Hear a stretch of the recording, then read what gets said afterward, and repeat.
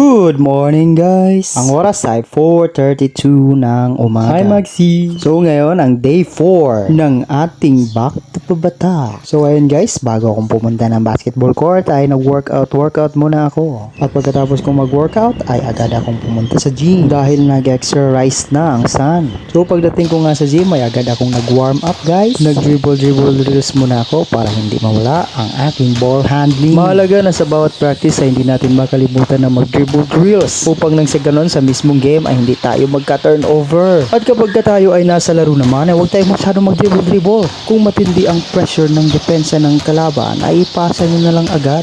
Lalo na kung ido-double team kayo, huwag na kayong magbuwakaw. At pagkatapos ko ngang mag-dribble drills ay ginawa ko naman agad itong form shots with a twist. Gayahin nyo na lang ang ginagawa ko dito. At gaya nga ng dati ay 10 shots sa kanan at 10 shots din sa kaliwa. At pagkatapos nga sa harap ay dito naman sa bawat sides. Mahalaga nga ang ganitong drills upang nang sa ganon ay ma-maintain natin ang ating balanse kahit ano pa ang mangyari sa ating buhay. Sa pamamagitan nga ng ganitong drills ay hindi tayo basta-basta ma-outbalance, lalo na kapag gagawin natin ang jump shot.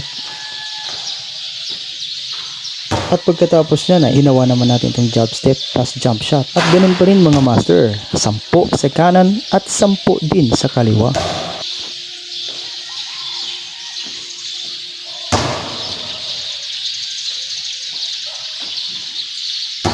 At pagkatapos niyan ay ito namang left foot step back jumper. Ang gagawin mo nga dito ay mag-fake tapos drive tapos step back gamit ang kaliwang paa at jump shot. Pagkatapos ng kaliwang paa ay kanang paa naman ang gagamitin nating pang step back jumper. Pagkatapos ko nga magawa ang drills na ito ay nauuhaw ako at uminom na ako agad ng holy water. Huwag nating hahayaan na tayo ay ma-dehydrate kasi kapag naubusan tayo ng tubig sa katawan ay sigurado hindi na tayo magbe-birthday. Ang tawag daw nila sa move na ito ay drag step.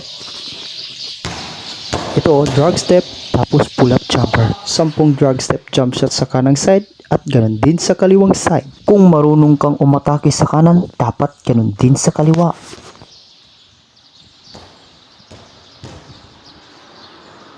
At bago nga matapos ang practice, ay tumira muna ako ng tig-5 press sa bawat side. 5 sa right corner, 5 din sa left corner.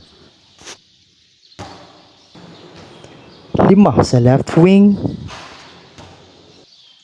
5 din sa right wing. At syempre, 5 din sa harap.